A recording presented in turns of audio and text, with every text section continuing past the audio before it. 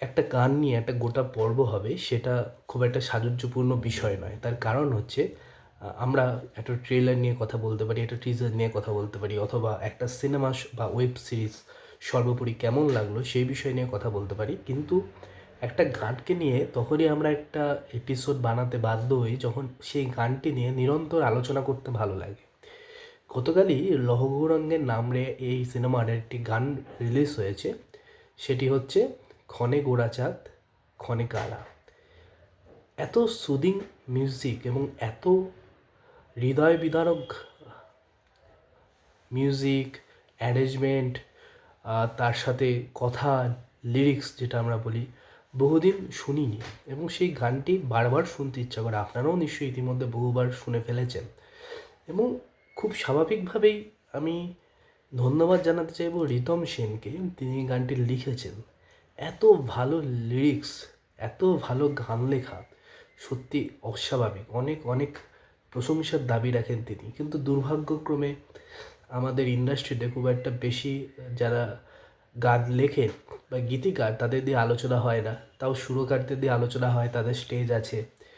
যারা গায়ক গায়িকা তাদের তো আছেই, কিন্তু গীতিকারদের নিয়ে কিন্তু আলাদা করে যে খুব আলোচনা হয় তেমনটা নয়।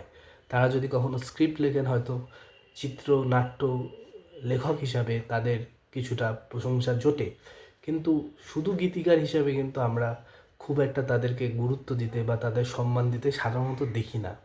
সেটা খুব স্যাড, কারণ একজন গীতিকার একটা গান কেমন লিখছেন তার উপর কিন্তু অনেকটা কিছু নির্ভর করে। গানের তো করেই, পুরো সিনেমাটারই করে।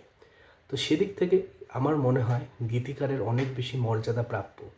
এবং এই লিরিক্সটি যেটা রিতম সেন লিখেছেন, এর জন্য কোনো প্রশংসাই যথেষ্ট নয়। এবং একই সাথে আইডি যেভাবে গানটি সাজিয়েছেন এবং সর্বোপরি সরস্বতীর বরপুত্র যাকে অলমোস্ট মনে হচ্ছে এখন, অরিজিৎ সিং যেভাবে গানটি গেয়েছেন, সব মিলে গানটি একটা ম্যাজিক হয়েছে। বহুদিন পর একটা ম্যাজিক হয়েছে।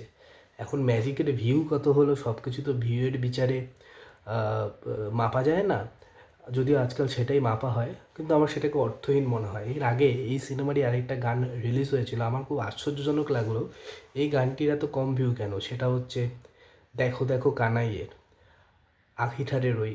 এই গানটি অসাধারণ একটা গান ছিল, এই গানেরও ভিউ বেশ কম। তো সেটা দিয়ে সবটা মাপা যাবে না, কিন্তু তাও এর তুলনায় এই নতুন গানটির ভিউ অনেকটাই বেশি। কিন্তু এই গানটিকে ভিউ দিয়ে মাপা যাবে না, এই গানটি অনেক দিন থেকে যাবে। আমার ধারণা যারা শুনেছেন সবারই ভালো লেগেছে, আরেকবার শুনে নিন। আপনার কেমন লাগলো, আপনাদের কেমন লাগলো গানটি সেটা জানান কমেন্টে। নিঃসন্দেহে সিনেমাটি কেমন লাগলো সেটা নিয়েও কথা হবে। ধন্যবাদ, ভালো থাকবেন।